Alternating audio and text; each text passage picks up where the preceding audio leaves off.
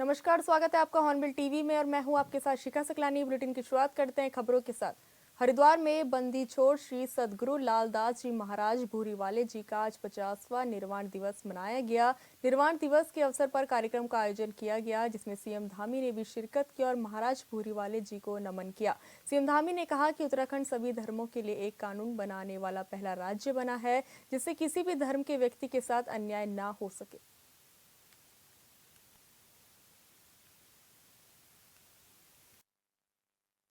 दुनिया भर के देश हमारी संस्कृति, हमारा प्राचीन जो दर्शन है, उन सभी से परिचित हो रहे हैं। और आदरणीय प्रधानमंत्री जी के मार्गदर्शन में देवभूमि उत्तराखंड जो ऋषियों की भूमि है, तपस्वियों की भूमि है, जहां आदिगुरु शंकराचार्य जी से लेकर स्वामी विवेकानंद जी तक सभी मनीषियों ने यहाँ पर तपस्या की है। यहाँ पर उन्होंने स्वयं को पाने के लिए लंबा तप किया है। हमारी सरकार आदरणीय प्रधानमंत्री जी के मार्गदर्शन में देवभूमि की संस्कृति और यहाँ की विरासत के संरक्षण एवं संवर्धन के लिए निरंतर कार्य कर रही है। और इसी को ध्यान में रखते हुए मां गंगा जी के तट पर ऋषिकेश हरिद्वार कॉरिडोर का निर्माण कराया जाना भी हमने प्रस्तावित किया है। आने वाले समय में यहाँ के सभी लोगों से वार्ता करके, स्टेक होल्डरों से कंसल्टेशन करके हम उस काम को आगे बढ़ाएंगे। और 2027 में यहाँ कुंभ भी हमारा होने वाला है। उस कुंभ की भी हम तैयारी कर रहे हैं। और कॉरिडोर के निर्माण के पश्चात धर्म नगरी हरिद्वार भी काशी और अयोध्या की भांति अपने नए स्वरूप में नजर आएगी। चाहे हरिद्वार उत्तराखंड के सांस्कृतिक और डेमोक्रेटिक मूल्यों को सुरक्षित करने के लिए हम पूरी तरह से संकल्पबद्ध होकर काम कर रहे हैं। इसी संकल्प के साथ हमने लैंड जिहाद, लव जिहाद और थूक जिहाद जैसी घृणित मानसिकताओं के खिलाफ हमने कड़ी कार्रवाई की है। इसके साथ ही हमने प्रदेश में सख्त धर्मांतरण का कानून लागू किया है। सख्त धर्मांतरण कानून के साथ साथ सख्त हमने दंगारोधी कानून भी लागू किया है। समाज में व्याप्त असमानताओं को दूर करने के लिए, समान अधिकार एवं न्याय को सुनिश्चित करने के लिए हमने पूरे देश के अंदर सबसे पहले भारत के अनुच्छेद 44 में संविधान में, जिसका प्रावधान संविधान के निर्माताओं ने किया था कि सभी वर्गों में, सभी धर्मों में, सभी पंथों में, सभी समुदायों में सबके लिए एक समान कानून होना चाहिए।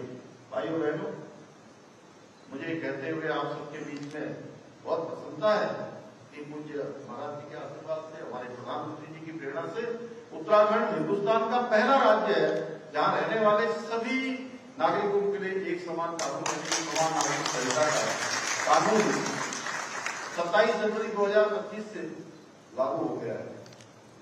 भाइयों बहनों, अब हम सनातन की आड़ में विधर्मियों द्वारा जो वेश बदलकर, छदन वेश बनाकर धार्मिक भावनाओं को आहत करने का काम किया जाता है, सनातन को नुकसान पहुंचाने का काम किया जाता है और हमारे श्रद्धालु, धार्मिक आस्थावान लोगों के मार्ग में कहीं न कहीं अवरोध बनने का काम करते हैं। अपनी असली पहचान छुपाकर नकली पहचान के जरिए आम लोगों को ठगने का काम किया जाता था। धर्म के रास्ते पर चलने वाले लोगों को ठगने का काम किया जाता था। ऐसे लोगों के लिए हमने ऑपरेशन कालनेमी चलाया, उनको ज्यादा और ऐसे ढोंगी और विधर्मियों के खिलाफ काम किया जा रहा है। उनकी जो असली पहचान है उसको उजागर किया जा रहा है। इसको हम और बड़ा रूप देने वाले हैं। इसके साथ साथ भगवान कृष्ण ने जो गीता का ज्ञान अर्जुन को दिया, आने वाले युगों के लिए, आने वाले जीवन के लिए, आने वाले भविष्य के लिए, कि अधर्म हमेशा हारता है, अन्याय हमेशा हारता है, न्याय के मार्ग पर चलना चाहिए, कर्म के मार्ग पर चलना चाहिए, भक्ति के मार्ग पर चलना चाहिए। और हमारे जो नौनिहाल हैं, हमारे बच्चे हैं, हमारे विद्यार्थी हैं, वो आगे चलकर जीवन में कर्म के मार्ग को अपनाएं, कर्म योग करें। भक्ति योग के साथ साथ कर्म योग भी उनके जीवन में समा जाए, वो आत्मसात हो जाए, उनके जीवन की एक जीवन का हिस्सा बन जाए। भाइयों बहनों, इसके लिए हमने उत्तराखंड के सभी विद्यालयों में श्रीमद् भागवत का जो है पाठ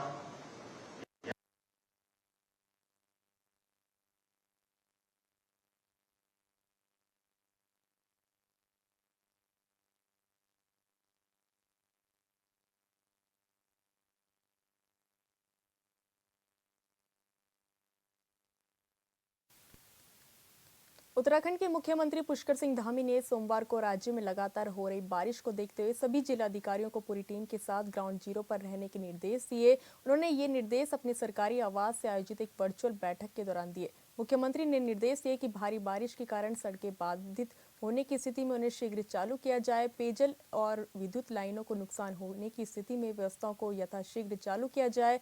ये भी सुनिश्चित किया जाए कि ग्रामीण संपर्क बाधित होने की स्थिति में लोगों के आवागमन की वैकल्पिक व्यवस्था शीघ्र सुनिश्चित की जाए। जलभराव की स्थिति से निपटने के लिए सभी तैयारियां पहले से ही कर ली जाए।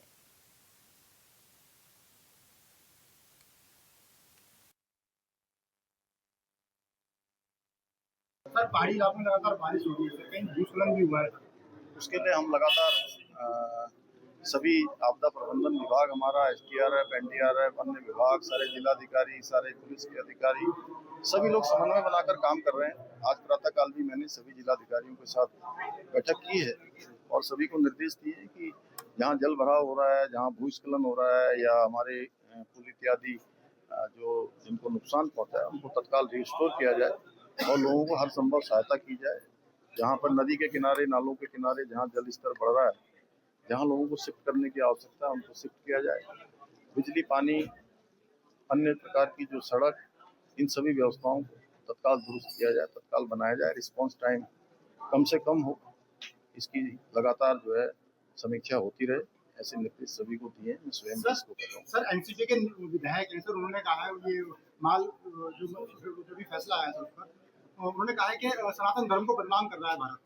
तो माननीय न्यायालय ने भी उसको कह दिया है और निश्चित रूप से उस समय की सरकार ने बहुत तुष्टीकरण की राजनीति करी। तुष्टीकरण की नीति जो उनकी रही है कांग्रेस पार्टी की, वो इसमें परिलक्षित हुए। माननीय न्यायालय ने उसमें स्पष्ट निर्णय दे दिया है, क्योंकि जो लोग समाज की सेवा में लगे हुए थे उन सभी को फंसाने का काम, उनके खिलाफ दुष्चक्र करने का काम तत्कालीन सरकार ने उस समय किया था।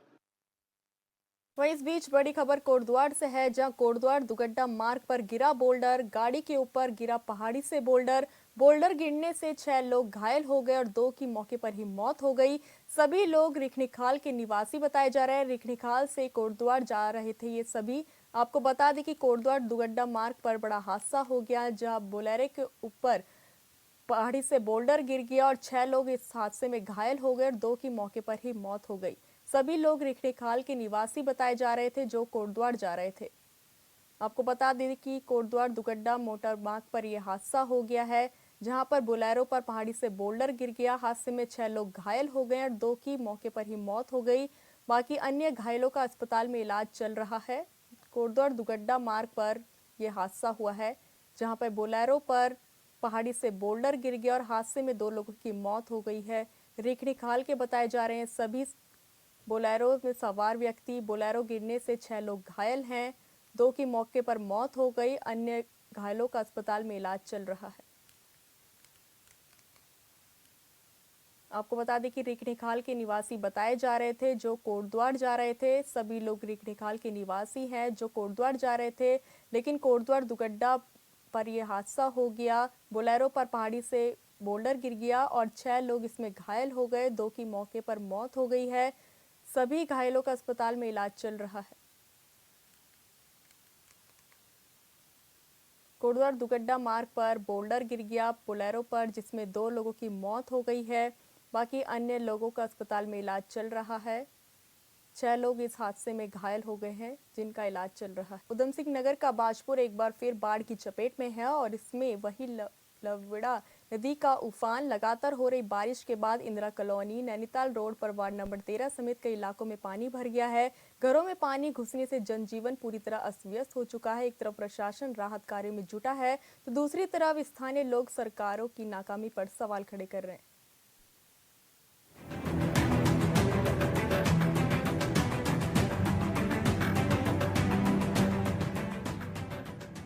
उधम सिंह नगर के बाजपुर में लेवड़ा नदी जब भी उफान पर आती है तबाही साथ लाती है। इस बार भी तस्वीरें कुछ अलग नहीं है।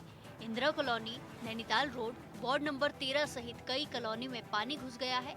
जनधन की हानि भी हुई है और एक बच्चे की दुखद मौत की पुष्टि खुद एसडीएम ने की है। बारिश थमी नहीं, लेकिन प्रशासन ने तुरंत मोर्चा संभाला। अपर जिलाधिकारी पंकज उपाध्याय और जिला आपदा प्रबंधन अधिकारी उमा शंकर ने प्रभावित क्षेत्रों का निरीक्षण किया। लगभग 1000 से 1200 लोगों को राहत पहुंचाने की कार्रवाई जारी है।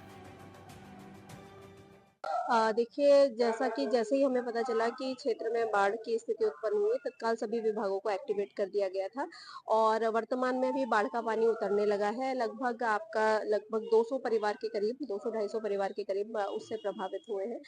पूर्ति विभाग को बोलकर तत्काल खाने की व्यवस्था कराई जा रही है। बना हुआ जो खाना है वो वितरित किया जाएगा संबंधित क्षेत्रों में। इसके अतिरिक्त हमारे द्वारा फूड पैकेट्स भी बनवाए जा रहे हैं कच्चे सामान के, जो कि प्रभावित परिवारों को उपलब्ध कराए जाएंगे। डीएम नितिन सिंह भदौरिया के निर्देश पर खाद्य विभाग और प्रशासन की टीमें सक्रिय हैं। प्रभावितों को दोपहर और रात का भोजन उपलब्ध कराया जा रहा है। वहीं एसडीएम डॉक्टर अमृता शर्मा की निगरानी में आपदा राहत कार्यों को तेजी से किया जा रहा है। देखिए, अभी तो पानी उतरने लगा है और रेस्क्यू जैसा सभी के पक्के मकान थे और रेस्क्यू जैसी तो कोई ऐसी स्थिति उत्पन्न नहीं हुई है। एक खमरिया क्षेत्र से एक सूचना जरूर प्राप्त हुई थी एक बच्चे की। यश फादर, जिनके जयपाल, फादर का नाम जयपाल है, तो उनका वो मतलब बहुत दुखद है कि वो 11 वर्ष के बच्चे थे जो कि एक्सपायर कर गए हैं। तो उसमें तत्काल सहायता राशि वितरण की कार्यवाही की जा रही है। बाढ़ प्रभावितों की मदद के लिए प्रशासन ने 5 टीमें गठित की है, जो परिवारों की सूची तैयार कर पारदर्शी ढंग से आर्थिक मदद पहुंचाएगी। वहीं सिंचाई विभाग के अभियंता अजय कुमार का कहना है कि सफाई प्रोजेक्ट के चलते जलभराव की स्थिति पहले से कुछ नियंत्रण में रही।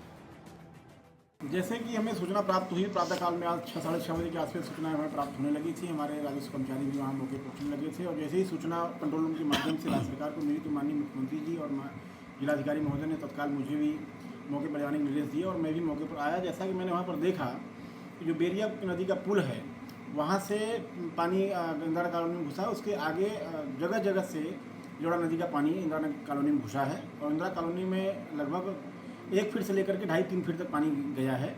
जो मकान की प्लिंथ ज़्यादा नीचे थी उनमें पानी ज़्यादा घुसा है, मलबा भी घुसा हुआ है। जिनकी प्लिंथ ऊपर थी वो 2-4-10 मकान थोड़ा राहत की स्थिति में थे।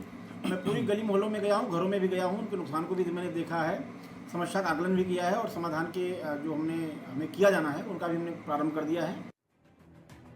इधर स्थानीय लोग एक बार फिर इस बाढ़ को नेताओं के खोखले वादों का नतीजा बता रहे हैं। वर्षों से लेवड़ा नदी के स्थायी समाधान की बात होती रही, लेकिन नतीजा आज भी वही है। मुआवजा दो, गुस्सा शांत करो और अगले साल फिर बाढ़ का इंतजार करो। इस बार भाई साहब प्रशासन ने हमें डुबाने का पूरा प्लान बनाया है। लेवड़ा के दोनों साइड से बंदे बना दिए, हमारा एरिया पूरा छोड़ दिया है। पानी का कटाव पीछे कहीं भी नहीं है, सारा पानी इधर ही बह के आ रहा। हर किसी के घर में 5-5, 6-6 फीट पानी खड़ा हुआ है इस समय। ना प्रशासन देखने आ रहा है ना कुछ। प्रशासन देखने आ रहा है, इधर जा रहे हैं उधर जा रहे हैं, फोटो खिंचवा के चले जा रहे हैं। नहीं, इस बार यहाँ पर ज्यादा पानी है, इसका कारण क्या है? इसका कारण सिर्फ इतना है कि जो लेवड़ा के पीछे से जो पिचिंग होती हुई आई है, पिचिंग कह रहा हूँ मतलब साइडों से इन्होंने बंदा बनाया है, वो बंदा पूरी लेवड़ा बना दिया है। पहले क्या होता था, बंदे नहीं थे तो पानी इधर उधर भागता था, शहर में भागता था, इधर भागता था, तो लेवल रहता था। बाजपुर एक बार फिर संकट में है और इस संकट से निपटने के लिए हर साल प्रशासन की फायर ब्रिगेड जैसी राहत की रणनीति काम में लाई जाती है, लेकिन बाढ़ का स्थायी समाधान अब तक सपना ही है। सवाल यही है कि क्या अगले चुनाव से पहले कोई नेता इस सपने को सच्चाई में बदलेगा या फिर अगले साल भी खबरें ऐसी ही बनती रहेंगी। Bureau report, hornbill TV. पूर्व मुख्यमंत्री हरीश रावत ने उत्तराखंड में मौसम से जुड़ी चुनौतियों पर तीखा बयान देते हुए कहा कि यहाँ बारिश भी आएगी, ठंड भी पड़ेगी, तूफान भी आएगा, यही इस राज्य की सच्चाई है, लेकिन इससे डरकर कोई राजकाज नहीं छोड़ता। उन्होंने कहा कि अगर मौसम की मार ही कामकाज को रोक दे तो हिमाचल की सरकार को तो हर साल बारिश में दिल्ली या चंडीगढ़ जाकर बैठ जाना चाहिए।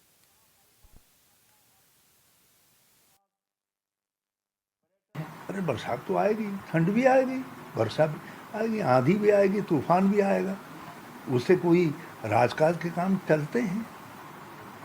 एक बात बताओ, हिमाचल में भी तो आ रहा हुआ, तो हिमाचल की गवर्नमेंट को तो पूरा बोरा बिस्तर लेकर के दिल्ली चला जाना चाहिए या चंडीगढ़ चला जाना चाहिए, उन्हीं चला रहे हैं सरकार को।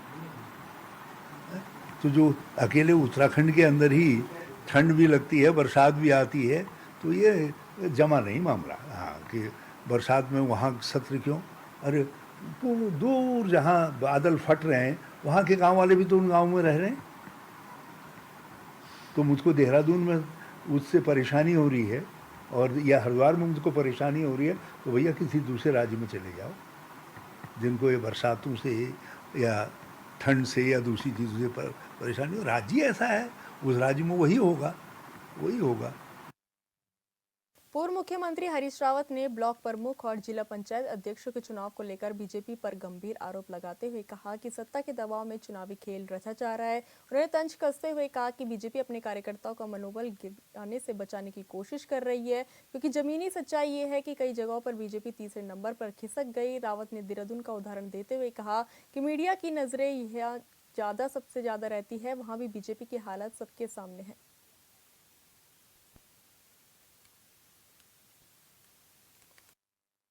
बीजेपी तो अपने कार्यकर्ताओं के टूटे हुए मनोबल को बढ़ाने के लिए और सत्ता के दबाव में ब्लॉक प्रमुखों के चुनाव में और जिला पंचायत अध्यक्षों के चुनाव में खेल करने के लिए मिठाई बांट रही है। उनके पास वो तो तीसरे नंबर पर हैं। जो समाचार भी लगवाए जा रहे हैं वो सब प्रायोजित हैं, तीसरे नंबर पर है, आप देख लीजिए कहीं।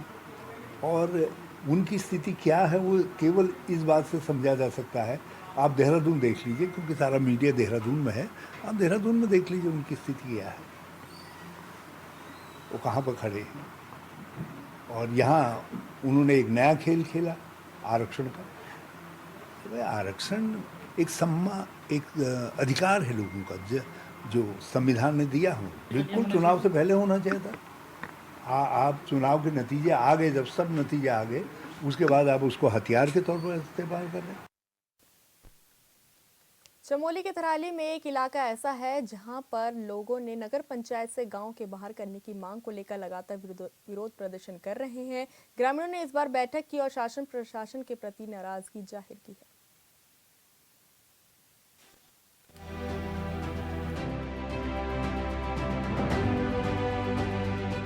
चमोली के धराली नगर पंचायत के वार्ड 2 देवराड़ा को नगर पंचायत से पृथक कर दोबारा ग्राम पंचायत बनाने की मांग को लेकर वार्डवासी मुखर हैं।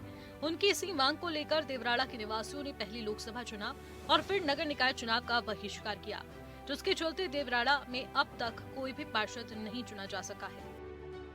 मेरा कहना है कि हम पूरे ग्रामवासियों की एक पीड़ा है कि हम इतने साल से संघर्ष कर रहे हैं। 2014 में भी हमने आपत्ति दर्ज करने के बावजूद हमें जबरदस्ती नगर पंचायत थराली में शामिल कर दिया गया। प्रेजेंट टाइम में हमारे गांव में किसी भी प्रकार के विकास कार्य नहीं है। थराली नगर पंचायत से थराली नगर पंचायत से हमारे जो तोक की दूरी है 18 किलोमीटर है। यदि जन्म है, मृत्यु है, किसी को प्रमाण पत्र चाहे पैदल आना जाना है, 2 दिन बर्बाद होते हैं। 2 दिन बर्बाद होने में आर्थिक हानि है। मनरेगा छीन गया है। जल जीवन मिशन में जो कार्यक्रम होने हैं वो छीन गया है। कृषि रिगार्डिंग जो कार्यक्रम होने हैं वो छीन गया। हमारे आर्थिकी ग्राम सभा की एक मनरेगा पे आधारित है और मनरेगा में छीनने की वजह से सब लोगों को आर्थिक तंगी महसूस हो रही है। वार्ड के निवासी अपनी मांग पर अड़े हैं और लगातार शासन प्रशासन से पत्राचार कर अपनी मांगों के निस्तारण की गुहार लगा रहे हैं। ग्रामीणों की इसी मांग को लेकर सोमवार को जिलाधिकारी पंकज भट्ट ने देवराड़ा मंदिर प्रांगण में जन सुनवाई कर ग्रामीणों की समस्याओं और नगर पंचायत में उनकी सम्मिलित न होने की वजह जानी। आज हमारा सौभाग्य है, पूरी ग्राम सभा का सौभाग्य है कि शासन प्रशासन ने उस चीज का संज्ञान लिया उप जिलाधिकारी महोदय हमारे ग्राम वार्ड नंबर 2 में आए, एक पूरा जन समूह के बीच उन्होंने जन सुनवाई की। सबका एक मत है, ग्राम नहीं तो वोट नहीं। और हमारा अभी आपके माध्यम से हम ये कहना चाह रहे हैं कि हमें जब तक ग्राम पंचायत नहीं मिली तब तक हम किसी प्रकार की यहाँ पे वो नहीं करेंगे, वोटिंग वगैरह नहीं करेंगे। हमें ना विकास कार्य से कोई मतलब है, विकास कार्य वैसे भी नहीं हो रहे हैं। तो हम जब तक हमारा ग्राम पंचायत हमें नहीं वापस नहीं होगा तब तक हम किसी भी प्रकार का कॉर्पोरेट शासन प्रशासन को नहीं करेंगे। उप जिलाधिकारी के सामने ग्रामीणों ने रोजगार गारंटी, नगर में करों के बोझ और साफ सफाई की व्यवस्था दुरुस्त नहीं होना और नगर से वार्ड की अधिक दूरी के चलते देवराड़ा को ग्राम पंचायत बनाने की मांग पर अड़े हैं। जन सुनवाई बैठक में नगर पंचायत के अधिशासी अधिकारी अकबीर सिंह, खंड विकास अधिकारी थराली समेत तहसील प्रशासन के कर्मचारी मौजूद रहे। देवराड़ा में जो कि हमारी आवाज आगे तक पहुंचाते हैं।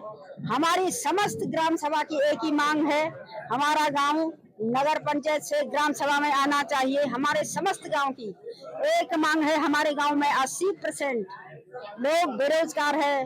हमारी प्रधानमंत्री योजना सारी खत्म हो गई है, गारंटी रोजगार सब खत्म हो गया है, बिल डबल आ रहे हैं। हमारी समस्त ग्राम सभा की एक मांग है, हमारा गांव नगर पंचायत से ग्राम सभा में आए, हमारा गांव पृथक होना चाहिए। उप जिलाधिकारी थराली ने ग्रामीणों को आश्वस्त करते हुए कहा कि उनकी मांगों पर सकारात्मक कार्रवाई के लिए रिपोर्ट शासन को भेजी जाए और उसके बाद ग्रामीणों की मांगों पर काम किया जाए। लेकिन देवराड़ा के लोग ये मानने को तैयार नहीं है। इसमें शासन द्वारा जो है एक स्पष्ट मंतव्य सहित रिपोर्ट भेजने के लिए जिलाधिकारी महोदय को कहा गया था और जिलाधिकारी महोदय द्वारा एसडीएम थराली के माध्यम से जनसुनवाई के लिए हमसे कहा गया था। उस क्रम में आज जो है स्थानीय जो जनप्रतिनिधि हैं और जो ईओ नगर पंचायत हैं और वीडियो साहब, हमने यहाँ पर एक मीटिंग करी और उस मीटिंग में जनसुनवाई के माध्यम से जो आपत्तियाँ थी कि क्या इनको आपत्ति है कि जो देवराड़ा गाँव है उसको नगर पंचायत में शामिल किया जाए या ना किया जाए, तो आपत्ति और अनापत्तियाँ लेनी थी। उस क्रम में हमारे द्वारा आपत्तियाँ ली गई है और इसमें लगभग सभी जो पूरा गांव जो है देवराड़ा वाला, उनके द्वारा इसमें आपत्ति दी गई है कि हमें जो है देवराड़ा को जो है नगर पंचायत में शामिल ना किया जाए। इसमें उन्होंने तर्क दिए हैं कि एक तो ये नगर पंचायत मेन क्षेत्र है, यहाँ से लगभग 13 किलोमीटर दूर है, तो दिन प्रतिदिन जो काम होते हैं, जो कोई प्रमाण पत्र हमें चाहिए तो उसमें खर्चा करके यहाँ तो कोई जाता है, तो वो दिक्कत का काम है पहला। और दूसरा इन्होंने बोला है कि नगर पंचायत 2014-15 के बाद से यहाँ पे जो है कोई विकास के काम नहीं हुए हैं, ना यहाँ कूड़ा उठता है ना कुछ उठता है, तो एक वो इशू उनके द्वारा आया है।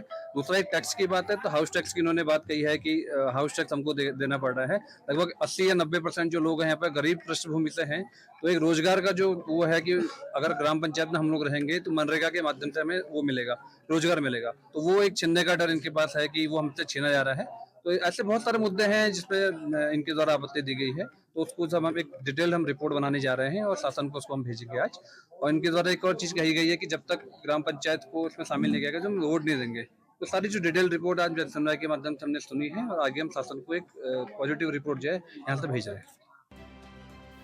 दरअसल प्रदेश के कई गांव ऐसे हैं जिसे नगर पंचायत में शामिल तो कर लिया गया है, लेकिन सुविधाओं के नाम पर कुछ नहीं दिया जा रहा।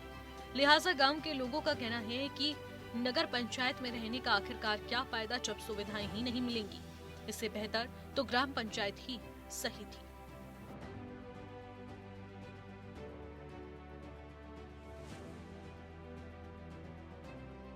Bureau report hornbill TV.